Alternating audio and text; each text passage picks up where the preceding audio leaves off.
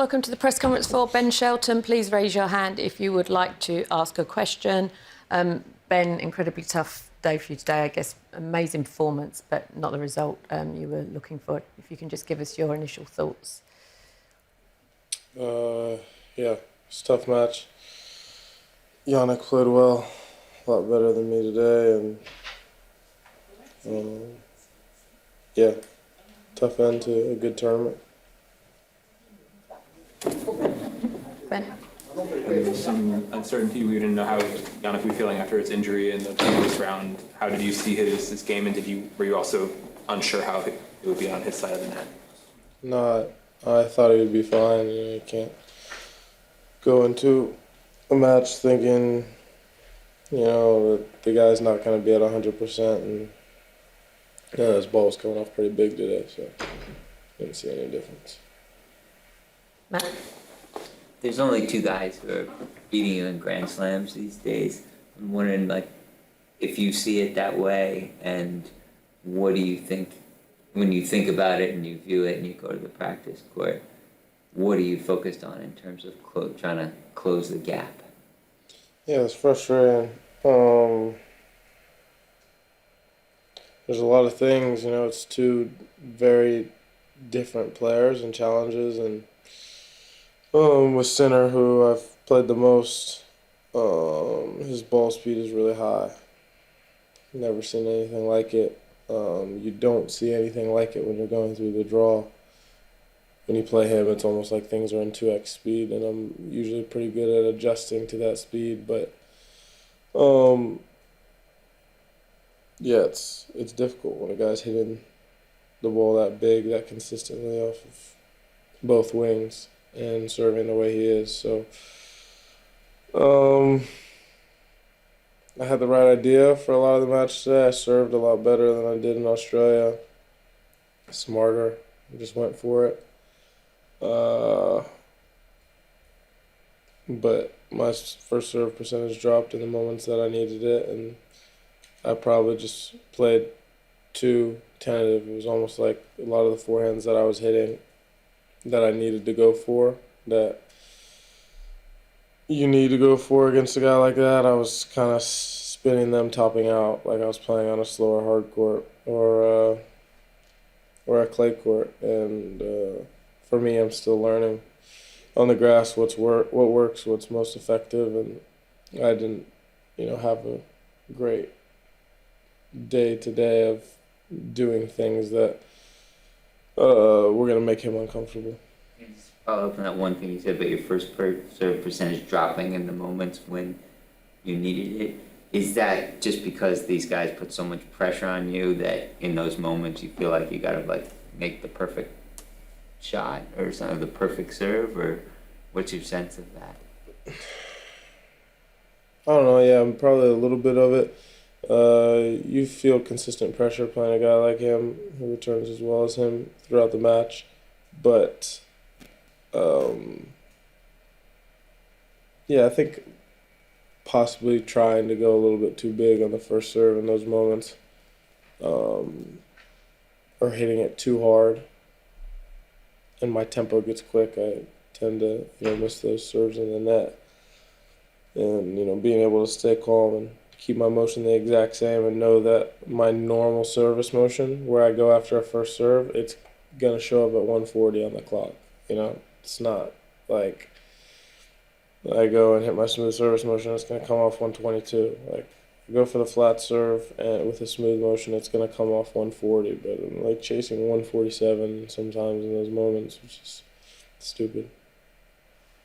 You mentioned after the previous match that it was your return game that you're still working on as well. How did you feel about your overall return game today? Because Sinner was saying that he praised your serve and said when it's 140 in the line, it's basically impossible to return. Yeah, I mean, I think it's not underrated because the stats show, his serving, it's the best on tour, one or two, and it makes things difficult. My returns improved a lot. I'm returning well. But it's tough against a guy like that. You get to 30 and every single time that I got to 30, I didn't see another second serve, and I hardly saw two balls after the serve. It was just first serve to a spot, and the forehand was gone, or there was no forehand. So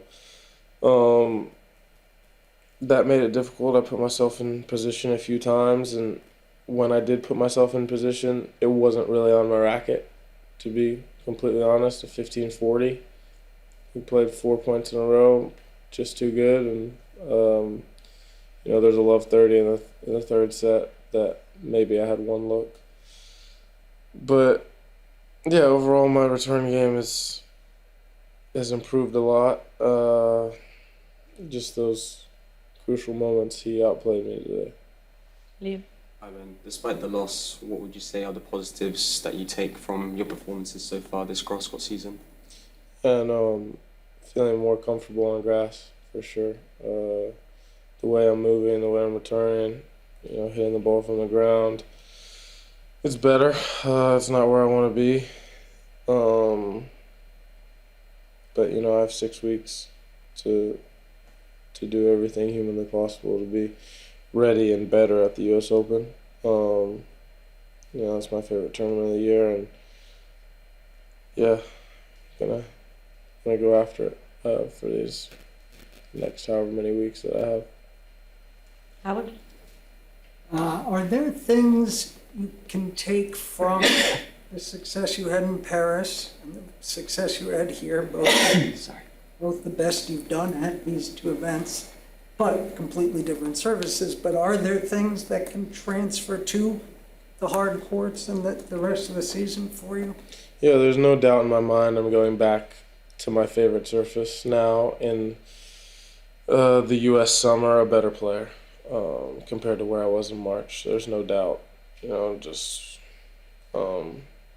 athletic ability, movement, ball tolerance, shot selection, feel, finishing at the net, return game. It's like playing on these uncertain surfaces where there are bad bounces or the ball checks off the line, or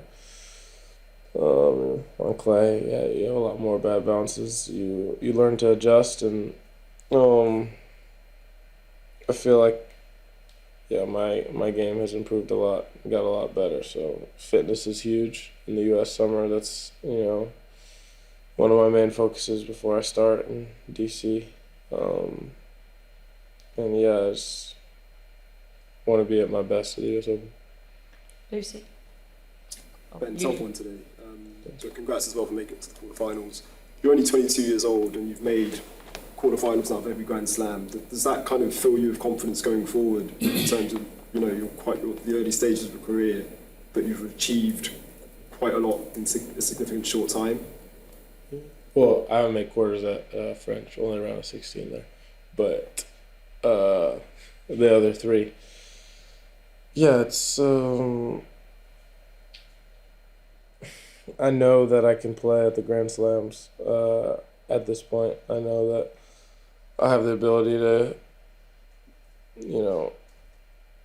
be deep in the tournament when it's 3 out of 5 sets.